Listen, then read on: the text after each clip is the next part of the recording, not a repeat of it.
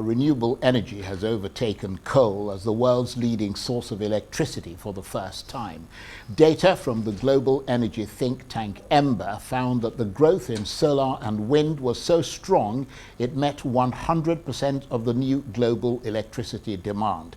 The data revealed that developing countries were now leading the charge, with China's dominance of the global clean tech industry unchallenged. It added more solar and wind capacity in the first half of this year than the rest of the world combined. India also saw renewables outpace electricity demand.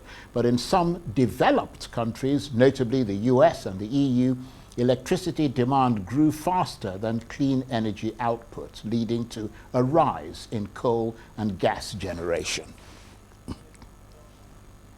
Now, recently, Arise correspondent Constance Ikokwu was invited to China to attend the 2025 Media Cooperation Forum on the Belt and Road Initiative. The invitation was extended to her by the People's Daily, the most influential newspaper in China, with a daily print circulation of 5 million.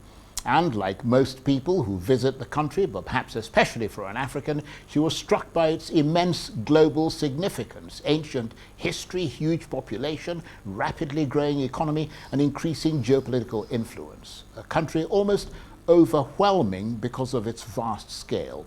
So what were the highs, lows, and midpoints of that visit for her, a Nigerian journalist, a visit which we have to say was heavily curated?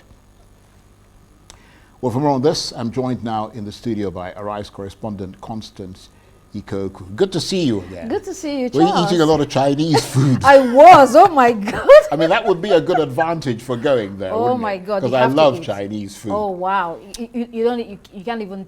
What they have there is very different from what you're having wherever Tastes you are. like the original stuff. Yes, and then like on a sitting, you have like 15, 20 dishes sometimes. Yeah. There's so much to choose from, and if you're someone that loves vegetables, there's a lot of that. You love meat, you find a lot of that too. Well, on that score, I'm jealous. But, okay. but I mean, on other scores, I mean, this is your second visit to China. What was different about it this time? What struck you about the country? This other time, we visited more places and we spent longer time, so it was fascinating to leave Beijing and go to other provinces which were culturally steeped, steeped in cultural appreciation and diversity. Right. From the outside, when they say China is diverse, it's difficult to see.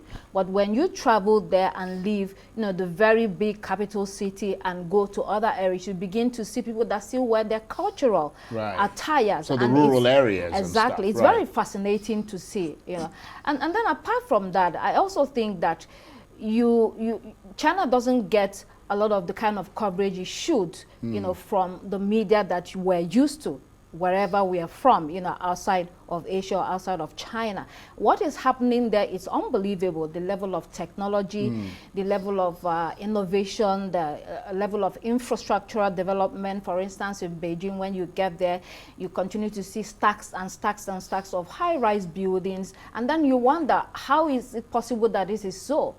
You remember then that you have 1.4 billion people to house, and then that makes sense. So in all sectors of the economy, or in all sectors of the country, you see a lot of investment that makes you see that China is really serious about doing business. I mean, I think one thing that always comes across is how disciplined the Orientals are. How much did that strike you as compared to what we see here in Nigeria?